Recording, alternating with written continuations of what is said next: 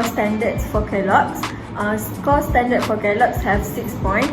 I will explain 2 of them, which is integrity and accountability. Integrity makes Kellogg's act with honesty and show respect towards their employees. And accountability makes Kellogg's responsibility for their actions, decisions, and their impact on others. So I will explain the next point for core standard, which is passion. So Kellogg's passionate about their business, their brands, and their foods. The next one is humility, which Kellogg's prioritize the quality of being modest and respectful, and also curious and excited to gain knowledge and skills. So another code of conduct of Kellogg's is simplicity.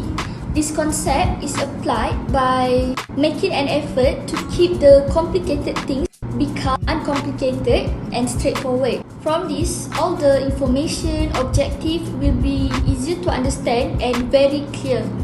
Other than that, their code of conduct is results, which is they seek to ensure that their product's quality is maintained or improved. This to make sure that their product is satisfied based on customer needs and wants. To maintain our good reputation, we need to practice moral management in our organization. So I will explain about moral management in the organization. So the first one is ethical leadership. Management start with a leader who set a positive example through their own ethical behavior. So the second one is code of conduct and policies. An organization should have a clear code of conduct and ethical policies that outlines expected behavior. So the last one is ethical culture. To make an ethical culture, we need to involve promoting values such as fairness, honesty, respect, and integrity throughout the organization. I think that's all from me. I will pass it to the next presenter. So thank you. So now we move to immoral management of the company. So the first one is financial misconduct. This involves fraudulent activities, embezzlement, misleading financial reporting, or unethical practices related to accounting or budgeting. Alright, so financial misconduct is basically when people do shady stuff with money at work. You know, like cooking the books, forgetting cash, or lying about the profits. It's all about messing around with the company's finances in unethical ways.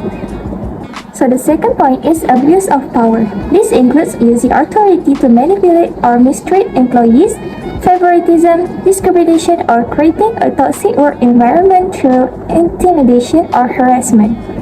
Abuse of power is when someone in charge acts all high and mighty, treating people unfairly or making their work life miserable. It's like playing favorites, bullying, or making others feel small. Basically, it's just using authority to be a jerk. So last but not least is ignoring legal or regulatory standards.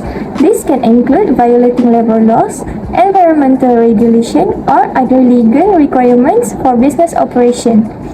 Okay, so ignoring legal or regulatory standards is when a company doesn't follow the rules, like skipping out on labor laws or environmental regulations. It's basically breaking the law or cutting corners to run the business, which can get them into a big trouble. So that's the end of immoral management of the company.